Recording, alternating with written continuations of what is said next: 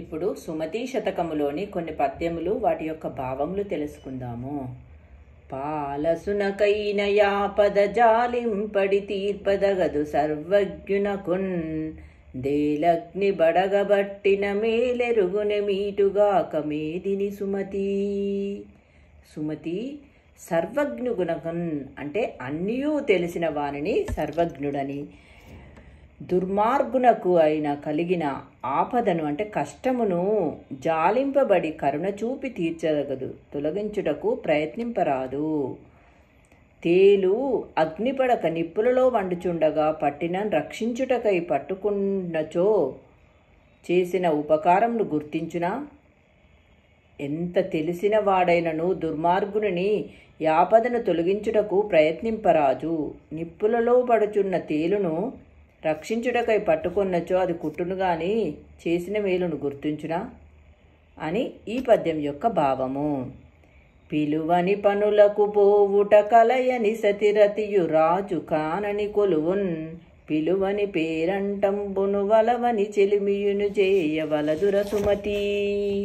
సుమతి పిలువని పనులకు పోవుట అంటే మనసులు కలియని సతి అంటే స్త్రీతోని సంగమమును, రతియును అంటే సంగమమును, రాజు కానని రాజు గుర్తించని, కొలువున్ సేవయు పిలువని పేరంటములకు ప్రేమలు లేని చెలిమియు స్నేహమును చేయవలదు. పిలువని పనులకు పోవరాదు, మనసులు కలియని స్త్రీతో సంభోగింపరాదు, రాజు గుర్తించని కొలువు చేయరాదు, పిలువని పేరంటమునకు పోరాదు, మనసులలో ఆప్యాయతలు లేని స్నేహము చెయ్యరాదు అని ఈ పద్యం యొక్క భావము. పురికిని ప్రాణము కోమటి వరికిని బ్రాణంబు నీరు వసుమతిలోలన్ కరికిని బ్రాణము తొండము సిరికిని బ్రాణంబు మగువ సిద్ధము సుమతి. సుమతి పురికిని అంటే పట్టణమునకు ప్రాణం వంటివాడు.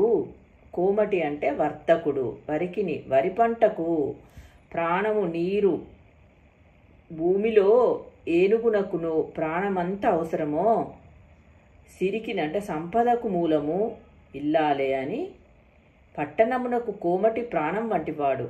అతడు వస్తువులు తెచ్చి అందించనిచో ప్రజలకు తిండి లేదు. వరి పంటకు నీరే ప్రాణం. ఏనుగునకు ప్రాణం వలనే అత్యవసరమైనది తొండం. ఇంటిలో సంపదలకు మూలం ఇల్లాలే అని ఈ పద్యం యొక్క భావము. పుత్రోత్సాహము తండ్రికి పుత్రుడు జన్మించినప్పుడే పుట్టదు జనులా పుత్రుని గనుగొని పొగడగ పుత్రోత్సవము నాడు పుట్టును సుమతి. సుమతి తండ్రికి పుత్రుడు పుట్టినప్పుడున్నంత ఆనందము కొడుకు పుట్టగానే కలగదు. ఆ పుత్రుడు పెరిగి ప్రయోజకుడైనప్పుడే అతనికి ఆనందం అనేది తెలుస్తుంది. ఏ తండ్రికైనను కొడుకు పుట్టగానే ఆనందం కలగదు. ప్రజలు వాని ప్రజ్ఞా విశేషములు చూసి పొగిడినప్పుడే నిజమైన పుత్రోత్సాహము తండ్రికి కలుగును అని ఈ పద్యం యొక్క భావము. రేపటి వీడియోలో మరికొన్ని పద్యములతో మళ్ళీ కలుస్తాం.